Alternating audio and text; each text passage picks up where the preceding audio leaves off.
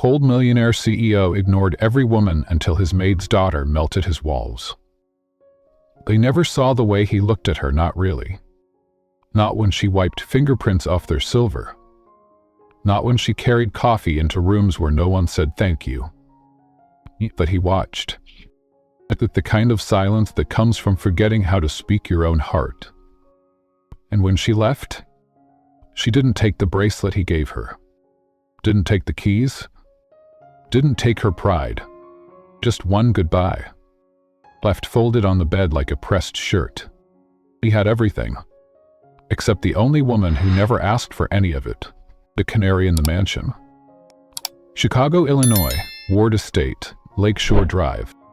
The lake was still that night. Not silent, never silent, but still, like it was holding its breath. Inside the mansion, every light glowed gold against the cold marble, as if pretending the chill hadn't already slipped through every crack. Ella Monroe stood barefoot on the kitchen tiles, her breath caught somewhere between her ribs and her throat. The floor beneath her feet was warmer than she expected, considering the coldness of the words that had just left Margaret Ward's mouth. "You'll wear the silver dress," Margaret had said. "You'll smile when Senator Lane asks you to refill his glass, and you will not speak unless spoken to. Is that clear?" Ella had nodded. She always nodded. Outside, the lake lapped at the rocks like a dog too tired to bark. Inside, silverware clinked, crystal shimmered, legacy loomed. Grayson Ward hadn't looked at her once since he arrived. Not when he passed her in the hall. Not when she brushed past him to light the candles in the dining room. Not even when Margaret had taken her by the wrist and said, "She'll sit near the senator's son tonight, make her look decent." He just watched, quietly, like always, like she was part of the furniture or a thought he'd long since buried. Ella adjusted the pin at the nape of her neck, the one that held her hair in that perfect, obedient twist. She hated how tight it was, how it gave her a headache before the soup course even began. But she'd learned that in this house, elegance was measured in discomfort. And she had never once been allowed to be comfortable. Margaret's voice rang out from the hallway. 5 minutes, people. The senator doesn't wait." Ella smoothed her skirt and stepped toward the dining room. The heels they gave her pinched her toes half a size too small. Deliberate, probably. Margaret's way of keeping her in check, without saying a word. The chandelier in the grand room sparkled like it had something to prove. Guests were arriving. Laughter floated in from the terrace, soft and artificial. Ella took her place not among the guests but at the edge, by the tray of champagne flutes. Invisible but not forgettable. Not tonight. Not in that dress. Across the room, Grayson adjusted his cufflinks. No tie, midnight suit, and a face that never cracked. He was beautiful in the way winter was crisp, untouchable, and always a little cruel. He caught her eye for a second, just one. And in that second, the room disappeared. The laughter, the clinking, the chandeliers, it all blurred. Then he looked away. A waiter passed with a tray of hors d'oeuvres. Ella took one to hand to a guest, only to have her wrist grabbed from behind. It was Margaret. Her nails dug just enough, her smile never faltered. "Remember," she whispered, "you are not family. You are what we raised, a canary in a very expensive cage. Sing when asked, be silent when not." Ella nodded. She always nodded. Dinner passed in pieces. Laughter that didn't belong to her. Toasts made in names she'd never be allowed to carry. The senator's son asked where she was from. "Here," she said softly. "Here?" He laughed. "That's impossible. I would have noticed you." She smiled, polite, practiced. Later, when the wine had dulled everyone's edge, Margaret approached again. Another whisper, another mission. "Room 3B. Take the senator's son a fresh drink. Stay long enough to keep him from wandering." Ella froze, just long enough for Margaret's smile to thin. "It's your turn to be useful." She didn't say yes. She didn't have to. She walked upstairs on shaking legs, the tray trembling in her hands. When she knocked on the door, there was no answer, just silence, deep and expectant. She turned the handle, stepped in. But before she could place the drink down, a voice behind her stopped everything. Dylan. Low, cool, familiar? Grayson. She turned, startled. He wasn't supposed to be here. Not in this room, not in this moment, not in her corner of the story. I was told. I know what you were told. He moved closer, slowly, carefully, like a man walking a line he wasn't supposed to cross. I didn't agree to this, he said. You don't owe them this. Ella looked at him, really looked, and for the first time she saw it, the ache behind his eyes, the war he was losing quietly behind that tailored armor. I'm just doing what they expect, she said. Her voice didn't tremble. She was proud of that. Then stop, he said. The silence between them stretched until it wrapped around her like a rope. I can't, she whispered. You know I can't. And that was when he reached for her hand, gently, like it was something sacred. You can, he said, if you want to. Downstairs, someone called her name, sharp, demanding. But in that room, with him, she didn't move. Because for the first time since she was 12 years old, someone wasn't telling her what to do. He was asking. And that felt like the beginning of everything. Chapter 1. The Canary in the Mansion. The Ward Estate. Chicago evening, just before a political fundraising dinner. The first rule of the Ward Mansion was unspoken. Don't be seen until you're needed, and then disappear before they remember your name. Ella Monroe had learned that by 13. Now, at 26, she moved through the marble corridors with muscle memory and practiced silence, arms full of fresh linens, her footsteps swallowed by the imported rugs. Her hair was pulled into the kind of twist that said she belonged to no one but their expectations. Her name was barely spoken, only when Margaret Ward wanted something folded, fetched, or forgotten. But tonight, something was different. She paused in the hallway outside the grand dining room and heard her name. Ella will accompany Mr. Lane upstairs later, Margaret said. She's always obedient and he has generous habits. Ella's fingers tightened around the linens. Not shock, just the dull, cold familiarity of being used. Grayson Ward stood nearby, his posture rigid, shoulders squared like a fortress. He didn't argue, didn't nod either. He simply said, "That's not necessary," and walked out. Ella caught only a glimpse of him as he passed, gray suit, black cufflinks, eyes like steel left out in this rain. He never did. That was the second rule of the house. Don't confuse kindness with warmth. Not from them, not from him. Later in the ballroom, Ella stood in the shadows with a tray of champagne and two tight shoes cutting into her heels. She counted the tiles, the seconds, the forced laughs. A woman in a navy gown took 2 glasses from her tray and said, "Your posture's lovely. You ever think about pageants?" Ella smiled politely. She was good at smiling politely. Grayson arrived just before the senator. He didn't smile, he didn't bow, he only nodded once at his mother, kissed her cheek like obligation, and took his place beside Catherine Lane, a woman with a pedigree, a purpose, and the Ward family's approval. Margaret's eyes found Ella across the room. The signal was sharp, short, a flick of fingers near the wine bar. "Follow." Ella did. Upstairs, the hallway felt colder. Maybe it was the silence. Maybe it was the dress, strapless and borrowed, not meant to keep a girl warm. She stood outside room 3B, knuckles hovering just above the polished wood. Then she heard it. Not a sound, but a breath. She turned, and there he was. Grayson. He leaned against the opposite wall, sleeves rolled halfway, eyes unreadable. "You're not going in there," he said. "I was told to bring Mr. Lane another drink." "You know that's not all they want." She swallowed. "It's not my decision." "It should be." His voice wasn't sharp, it wasn't even loud, but it cut through her composure like a blade. Ella didn't speak. She didn't need to. He walked over slowly, then gently plucked the tray from her hands and set it on a side table. His fingertips brushed hers so quick she almost thought she imagined it. "You're not a thing, Ella." That's not how your family sees it. I'm not my family. She almost laughed. Almost, but it got stuck behind the lump in her throat. You let them use me, she whispered. His jaw clenched, his eyes dropped. I watched them, he corrected quietly. It's not the same. She stepped back. Not out of fear, but out of years of knowing her place too well.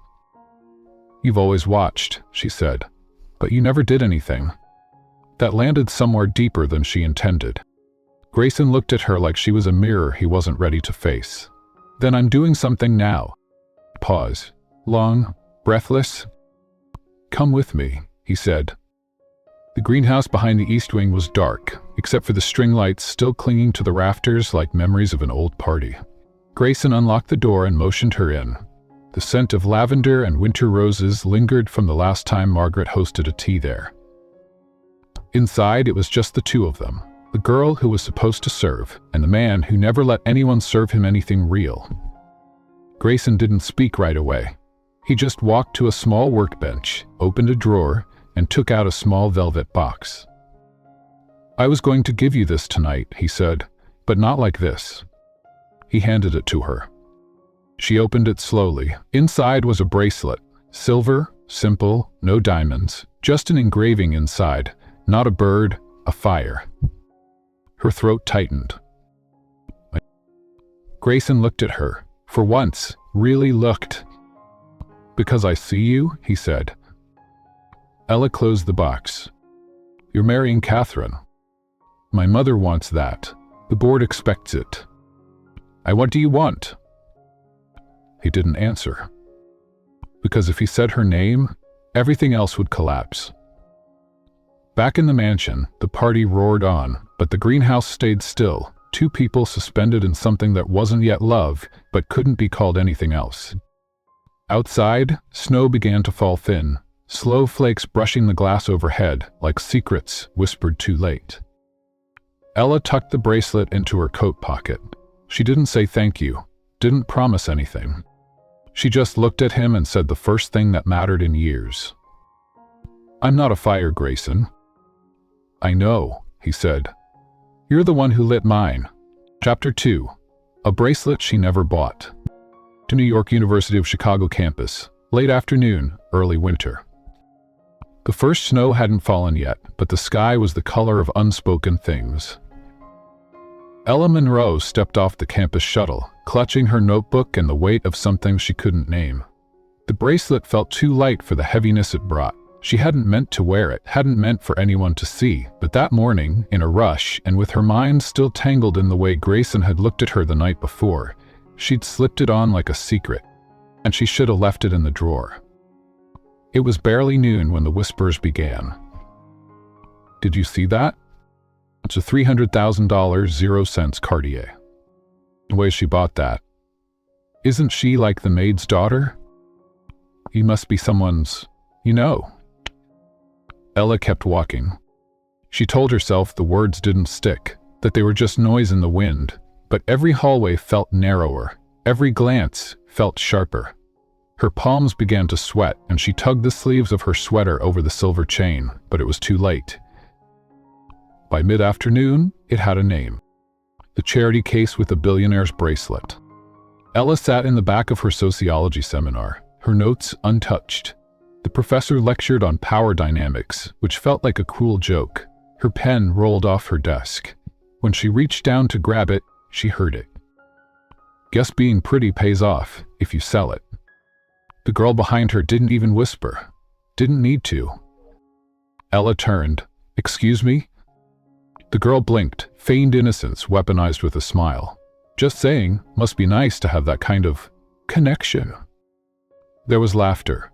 A few stifled snorts. Even the professor didn't intervene. Ella didn't respond. She just stood and walked out. The hallway outside was cold and empty. Fluorescent lights hummed above her. She leaned against the wall and breathed once, twice, until the air felt like hers again. She pulled out the bracelet, unfastened it slowly, and stared at the engraving. Not a bird, a fire. It felt like a lie. She turned, ready to slip it into her bag when a voice behind her said, "You dropped something." She froze. Grayson Ward, standing in a university hallway like he belonged there. No bodyguards, no announcements, just a gray coat and eyes that saw too much. He handed her the bracelet without looking at it. "I heard what happened." Ella took it, fingers trembling. "I didn't ask you to come," she said. "I didn't come for you," he lied. She tucked the bracelet away. "It's just words."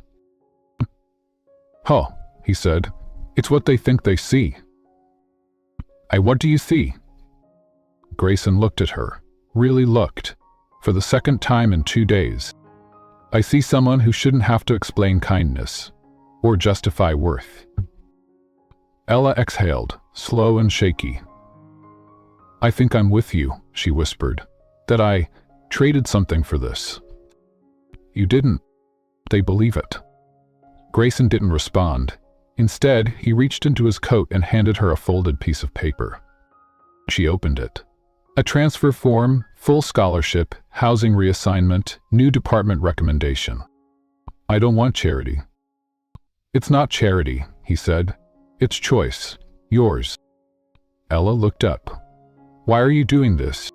He hesitated, then said quietly, "Because no one ever gave me one."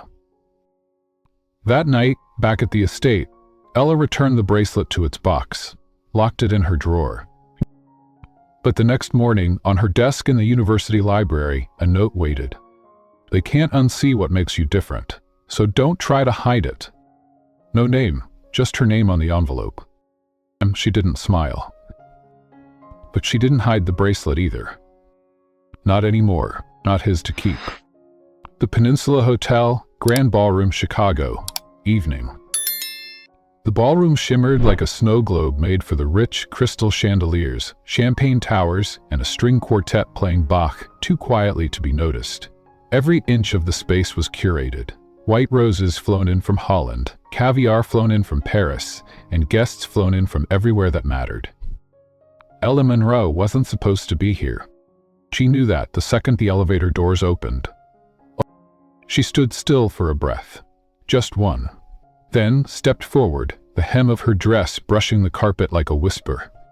Her name hadn't been on the guest list, but Marjorie had summoned her. Dual decoration, distract. Not a guest, a placement. She kept to the edge of the room like a shadow stitched to the wall. Across the ballroom, Grayson Ward stood beside Catherine Lane. She was beautiful, all pearls and posture, with a smile that didn't quite reach her eyes, but was practiced enough to fool anyone.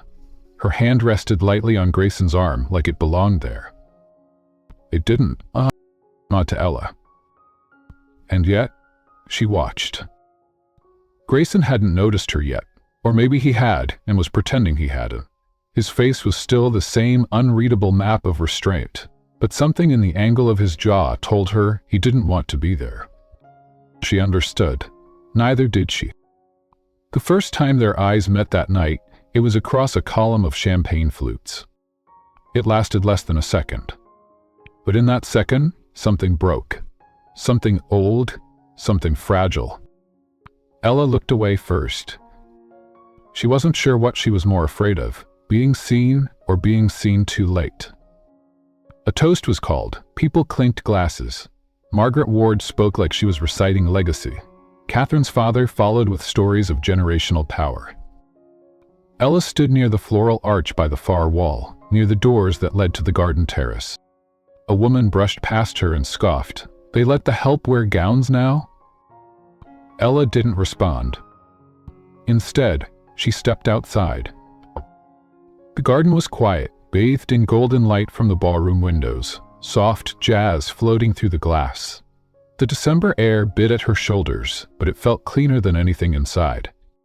She walked toward the fountain and sat down on the stone edge. Behind her, the door opened again. She didn't need to turn to know it was him. Grayson didn't speak for a long time. He just stood near the railing, watching the shadows stretch across the grass. "We said you left," he said finally. "I did." "I know you're back." "No, she said softly. I'm just passing through. He moved closer, slow, cautious. Why did you come tonight? You know why? His silence was an answer. She turned to him, the ballroom lights catching in her eyes. Well, you're marrying her. I'm not sure I have a choice. There's always a choice. For people like me. That hurt more than she expected. She looked away. Then don't look at me like that, she said. Like what? Like I'm the thing you actually want but won't reach for. That landed. Grayson stepped forward, not touching her, but closer than he should have. You're not a thing, he said, and I've been reaching. Hard enough. She stood. He didn't stop her. At the doors, she paused. Tell me not to go, she said, her voice barely audible. Tell me to stay. Tell me you'll choose me, just once, before the world decides for you. The wind picked up. So did the silence. When he didn't answer, she walked inside. And this time, he didn't follow. Back in the ballroom, the crowd erupted into applause as Grayson and Catherine were called to the center floor for their first dance. Ella didn't watch. She was already walking out the front door. She didn't take the elevator. She took the stairs. 12 flights in heels, tears biting her lashes, chest burning. Because some things break quietly. Some goodbyes never need to be said out loud. And some men, no matter how much they want you, were never going to be brave enough to keep you. The suitor with blood on his hands. Took an Ember, an upscale restaurant in downtown Chicago, early evening. The restaurant smelled like wealth. Not comfort, not warmth. Wealth.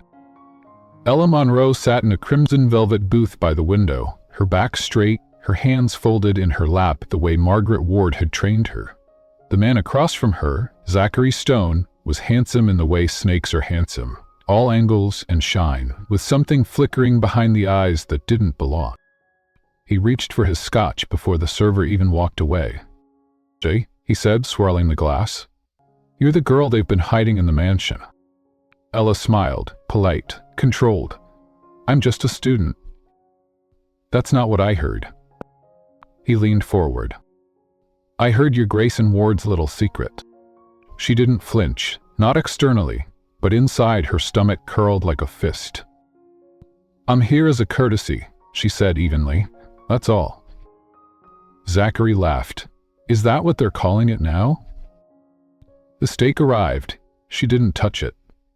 Zachary talked mostly about himself, his law firm, his Tesla, his reputation. He dropped names like ash flicked from a cigarette, and somewhere between his story about a nightclub in Rome and a lawsuit he killed, with a smile, he reached across the table and grazed her wrist. She pulled back, sharp, instinctive. He grinned. You're nervous. That's cute. No, Ellen said softly, standing. I'm done. But when she turned, he caught her arm, not hard, not rough, just enough to say, You don't leave until I say so.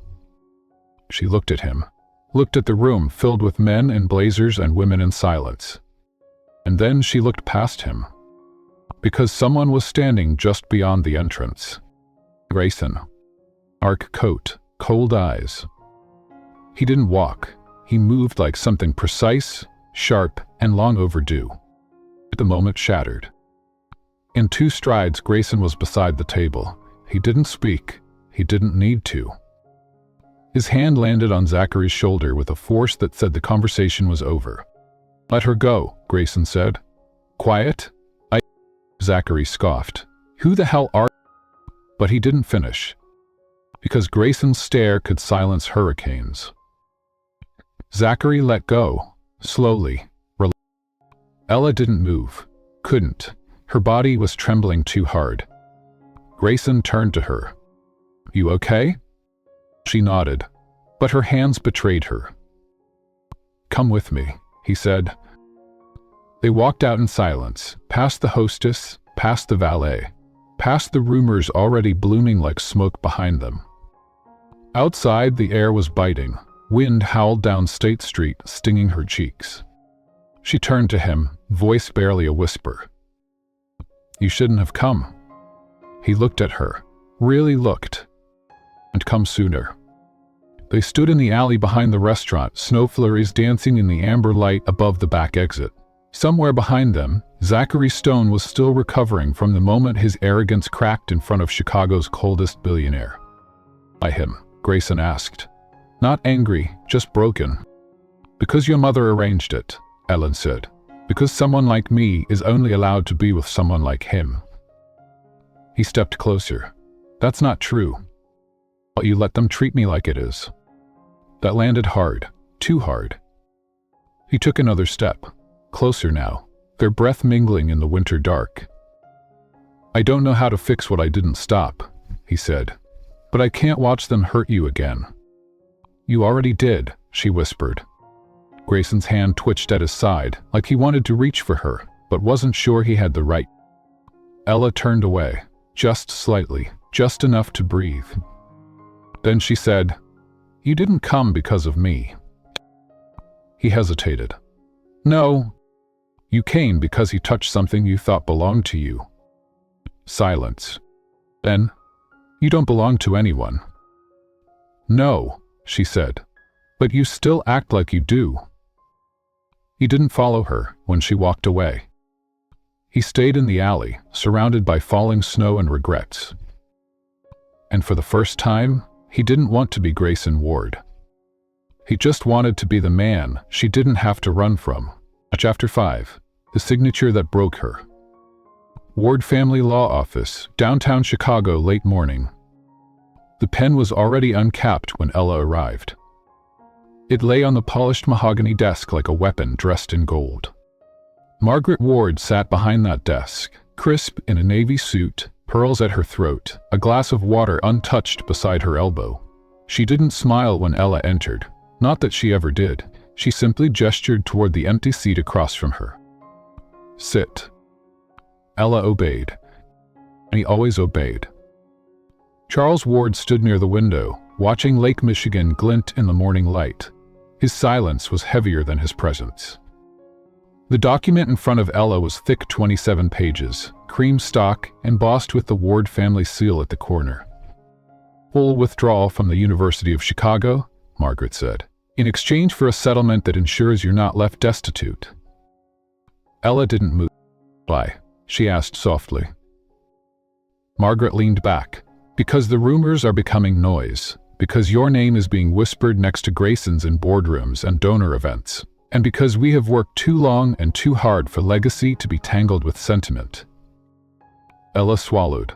"So you want me gone?" "We want you invisible," Charles said. "There's a difference." She glanced at the exit. Not the door, but the life waiting beyond it. No degree, no home, no more string lights in the greenhouse, no more books, no more Grayson. Especially not Grayson. "You think signing this makes me disappear?" Norman said, "It ensures you don't ruin him." That hurt more than she expected. Not because it wasn't true, but because it was the only truth they'd ever let her own. Ella picked up the pen. Her fingers shook.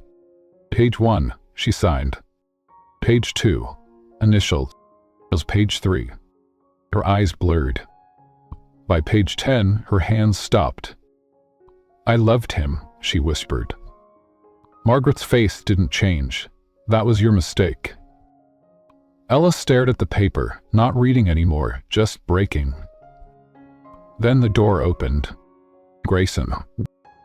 He didn't knock, didn't ask. He just walked in like he belonged.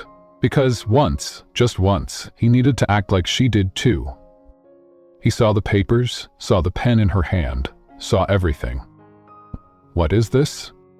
Charles cleared his throat. "A necessary course correction." "She's not a course," Grayson said. "She's not your casualty." "She's a threat," Margaret snapped, "to everything we've built."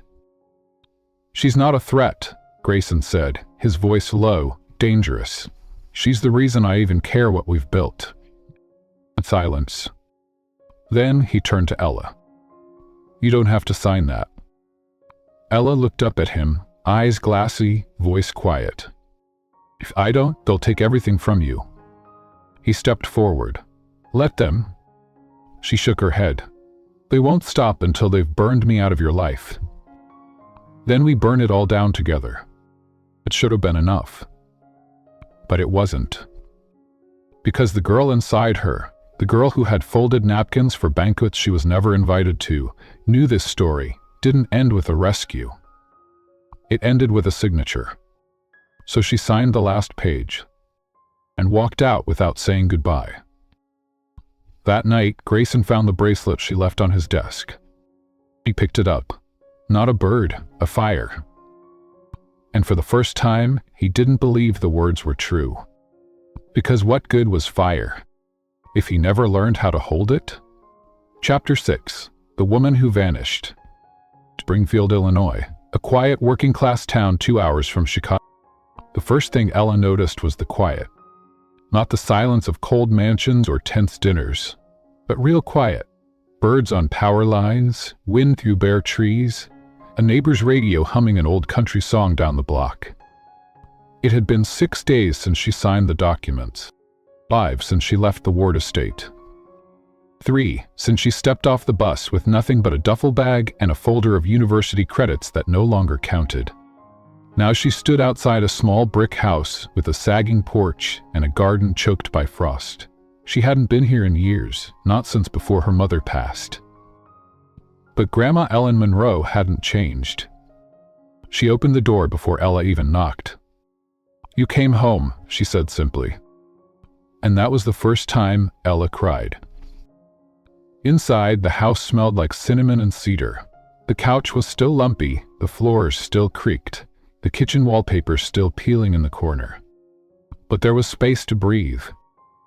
Ellen poured her tea and didn't ask why Ella's shoulders were heavier than they used to be. She just set down a plate of lemon bars and said, "You'll tell me when you're ready. Until then, rest." Ella didn't speak, but she nodded. Because finally, someone didn't need her to explain her pain before believing it was real. In Chicago, Grayson stared at the greenhouse. It had been 6 days since she left. She hadn't called, hadn't written. The drawer where she kept the bracelet was empty. And so was he. His mother pretended everything was back on track. Catherine's team reached out about engagement photos. His father spoke of optics. But Grayson couldn't answer the simplest question. "Are you happy now?" He stood in the center of that glass house, surrounded by withering roses and a silence that didn't bend to power. And for the first time in years, he hated being Grayson Ward. Ella took a job at a local bookstore. It paid just enough. The owner, a retired school teacher named Linda, didn't ask questions. She just handed Ella a stack of returns and a key to the break room. On her third day, a customer handed her a worn copy of Jane Eyre and said, "You look like her."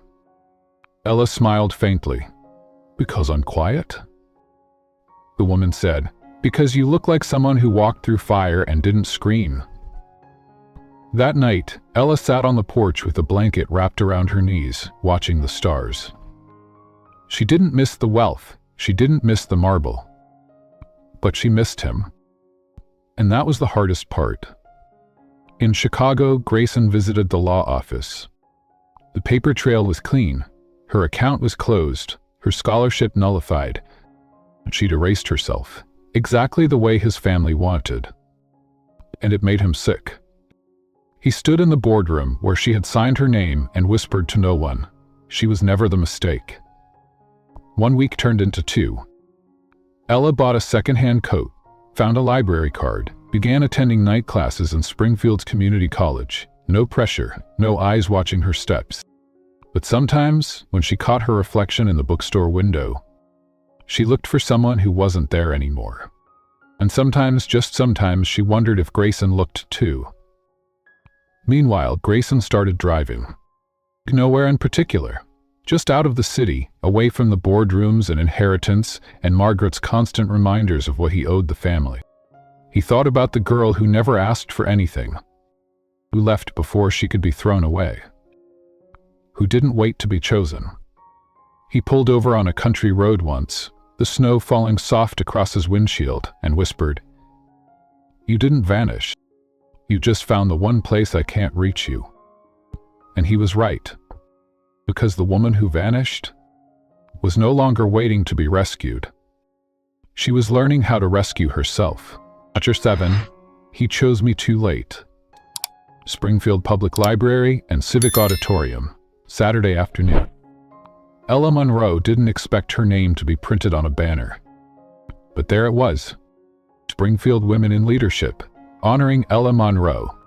She stood outside the Civic Auditorium for a moment, coat clutched close, eyes scanning the crowd filtering in through the front doors. Most wore scarves and bright smiles, local shopkeepers, community college students, librarians who remembered her name. No one asked who she used to be. They only saw who she'd become. A girl who survived a scandal she never caused. A woman who rebuilt her life with hands still shaking. She walked through the doors and up to the stage like it didn't cost her anything, but her heart was already pounding. Grayson Ward stood at the back of the auditorium, just inside the main doors, nearly invisible in his black coat. He hadn't planned to come. He'd spent 3 days in Springfield, driving past the bookstore where she worked, the library where she studied, the brick house with the sagging porch. But he hadn't gone inside, hadn't knocked, until he saw the poster in the coffee shop. Ella Monroe, Saturday at 4 p.m. Resilience, reclamation, real stories. And something in his chest just moved. Now he stood in the shadows, hands shoved in his pockets, watching her ascend the stage, watching the crowd clap, watching her tuck a loose strand of hair behind her ear, the way she always had when she... And then she spoke. "I used to think survival meant silence," she began, voice steady. "I used to think if I stayed quiet long enough, I'd be allowed to exist in someone else's world. I thought kindness would earn me safety, that love would come if I just behaved." She paused, looked down for a second, then back up. "By silence doesn't save you, it erases you. And love, real love, doesn't ask you to vanish to deserve it." The audience listened in complete stillness. Grayson had heard her speak before, but never like this. She was no longer the girl who followed. She was the woman who walked away. After the event, Ella stood near the stage with a paper cup of lukewarm tea, shaking hands with old professors, local press, women with tears in their eyes. Her smile was quiet but real. And then she saw him. He didn't approach right away, just lingered near the double doors, eyes fixed on her. It took her 3 full seconds to recognize him, and another 3 to decide whether to pretend she didn't. But then their eyes met, and she knew there would be no pretending. He walked toward her. She didn't move. "Oh," he said. Her name still sounded like a memory when he said it. "Grayson. I heard you were speaking. I didn't think you'd come. I didn't think I'd be allowed to." A beat passed. Then he held out something wrapped in tissue, small, square. She took it without a word, peeled back the paper. And it was the bracelet. But different. The engraving now read, "Burn," and still chose to rise. Ella exhaled, soft, shaky. "You found me," she said quietly. "I never stopped looking. You didn't look when it mattered." That landed like a stone in his chest. "I was scared," he admitted. "Scared that if I chose you, I'd lose everything.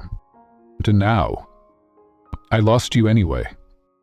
Outside, snow had begun to fall. He walked her to the steps of her grandmother's house in silence. The porch light was warm, familiar. "I didn't come to ask you to come back," he said finally. "I know. I came to say I never deserved the way you looked at me, but I want to be the kind of man who does." Ella nodded once, no tears, just truth.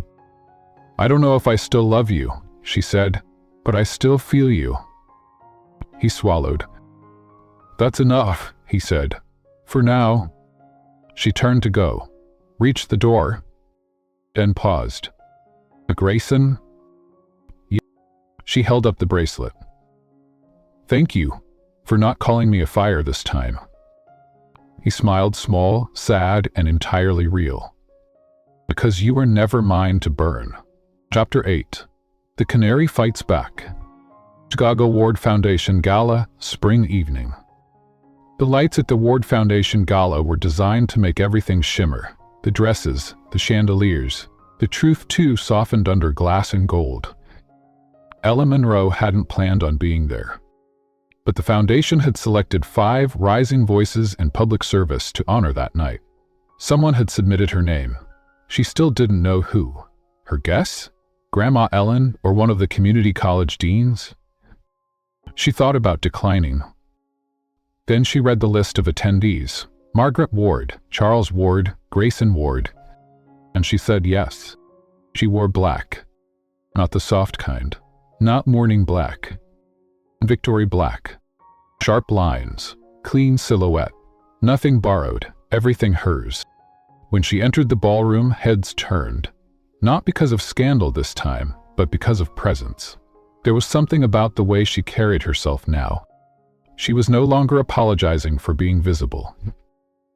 Across the room, Grayson saw her before she saw him. And for a full 30 seconds, he couldn't move. Because this wasn't the girl who once stood behind crystal trays and marble walls. This was a woman no one could ignore. The announcer's voice echoed through the ballroom. This year's youngest rising voice honoree is someone who has redefined what it means to rise, not by pedigree, but by perseverance. Please welcome Ella Monroe. Applause broke out. Ella stood slowly, walked the length of the ballroom to the stage.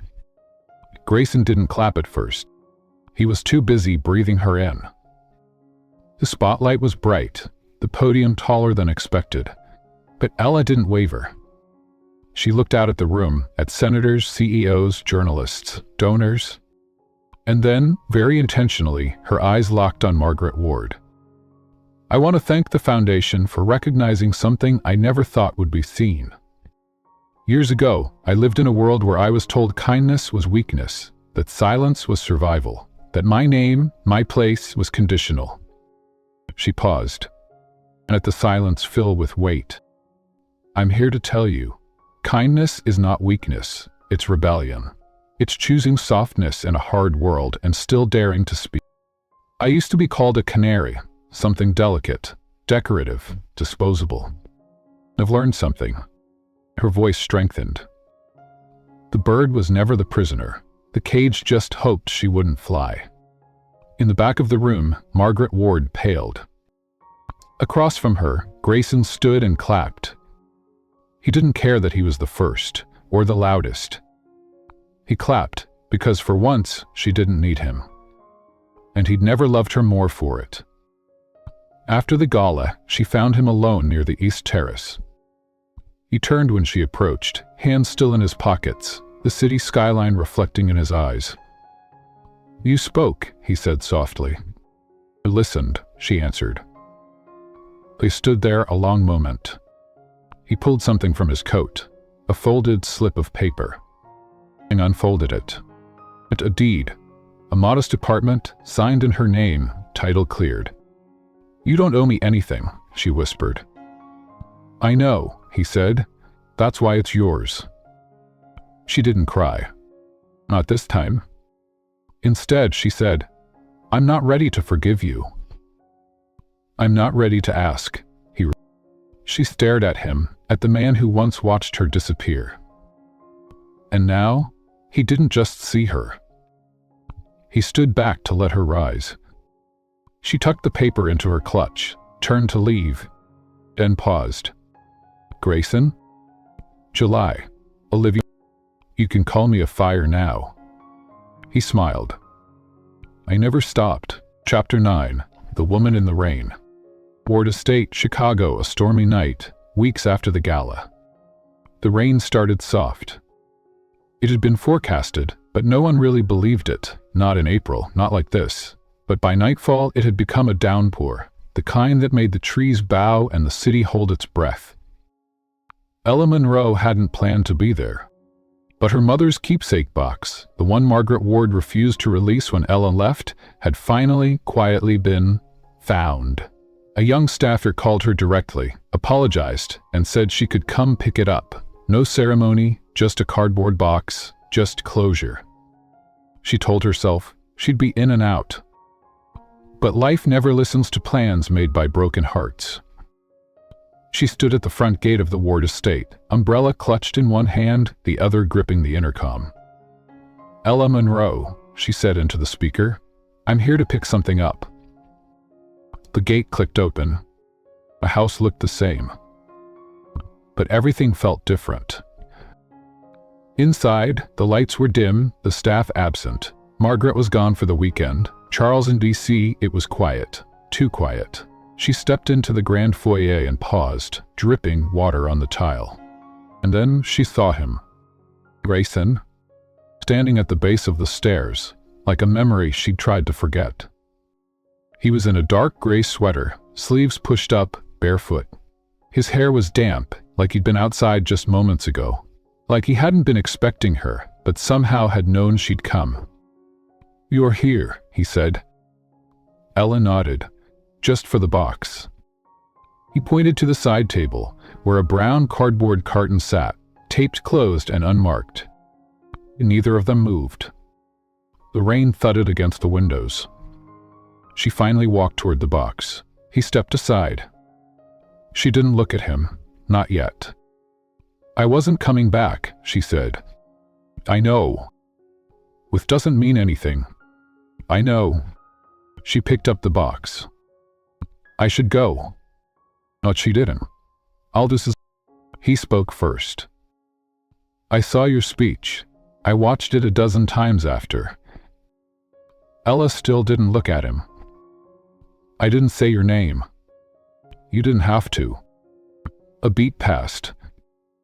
Then she whispered, "I meant every word." "I know." Sense again. Then Grayson's voice broke the quiet.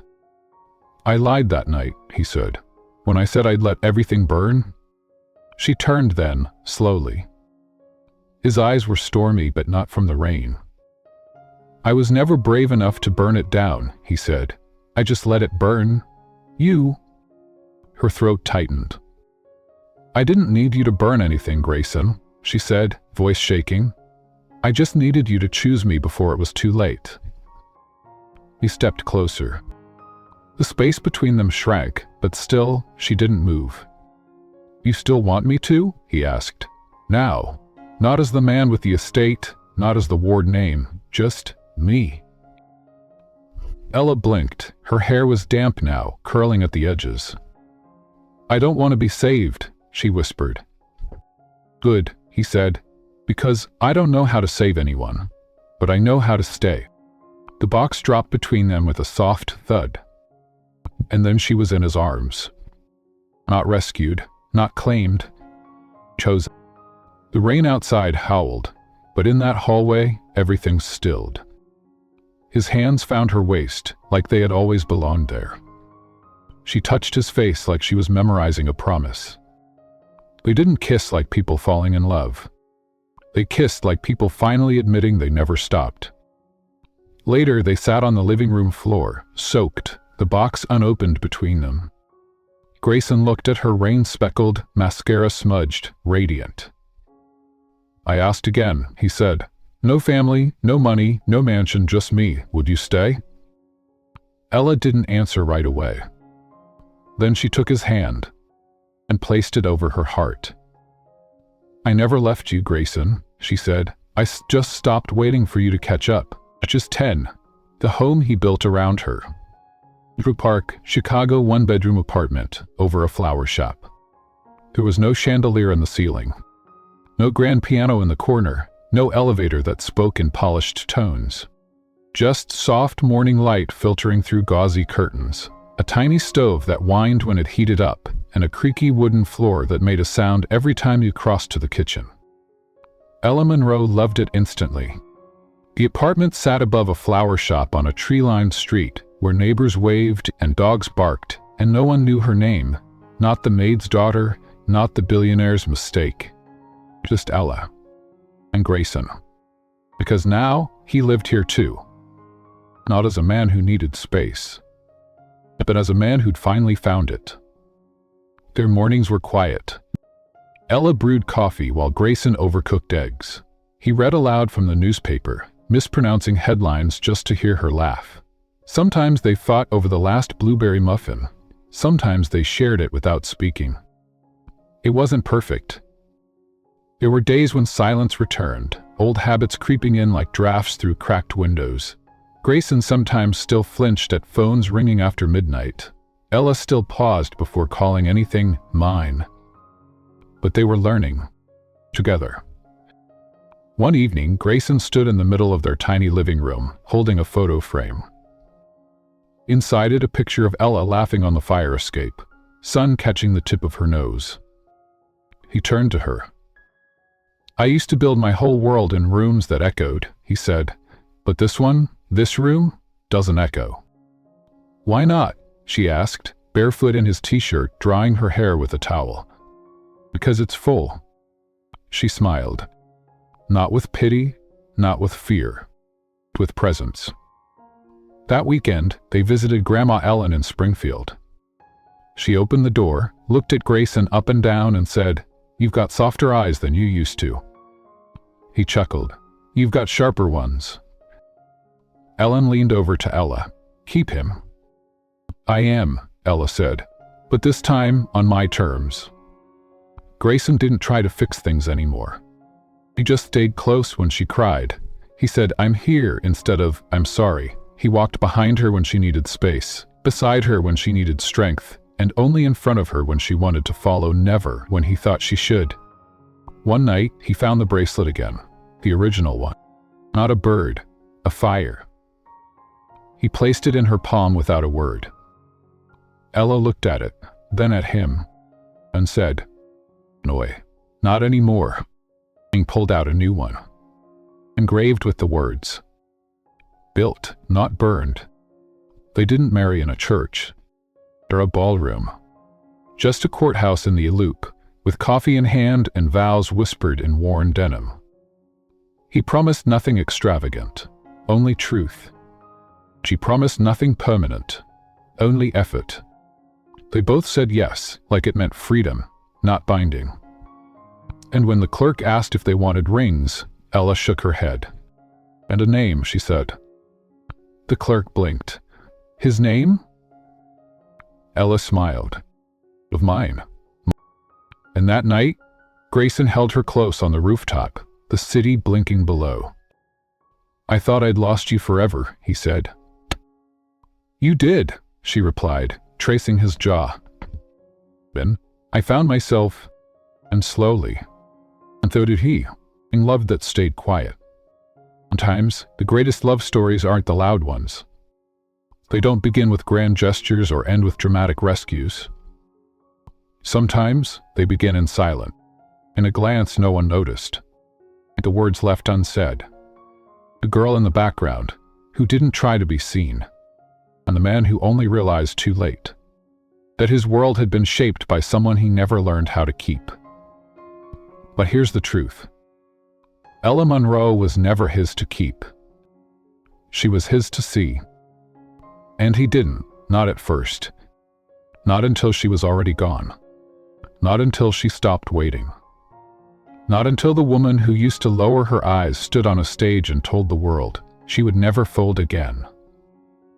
And that's when he understood.